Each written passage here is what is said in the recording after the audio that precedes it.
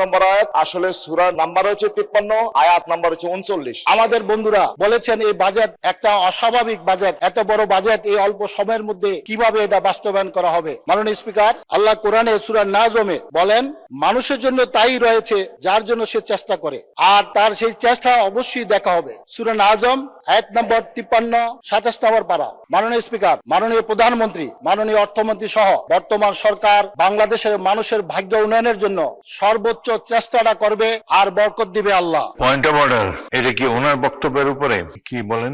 মাননীয় স্পিকার, আমাদের সম্মানিত হুইপ নুরুদ্দিন আহমেদ অপু বলেছেন সূরা নাজমের 53 নম্বর আয়াতে যে কথাটি বলেছেন বিষয়টি এমন নয়।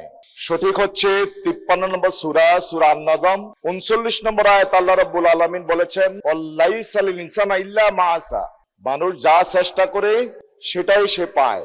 উনি বলছেন 53 নম্বর আয়াত, আসলে সূরার নাম্বার হচ্ছে 53, আয়াত নাম্বার হচ্ছে 39। মাননীয় স্পিকার, আপনাকে ধন্যবাদ। বক্তব্য তো ঠিক আছে নাকি? বক্তব্য ঠিক আছে, আয়াত নম্বর ভুল। না, ওকে, থ্যাংক বক্তব্য ইউ। ঠিক আছে, কিন্তু আয়াত নাম্বার, কোরআনের আয়াত তো ভুল বলা যাবে না। মাত্র 30% টাকায় জমির মালিক হয়ে নতুন বাংলাদেশের গড়ে তোলার স্বপ্ন দেখা বাংলা বসতি।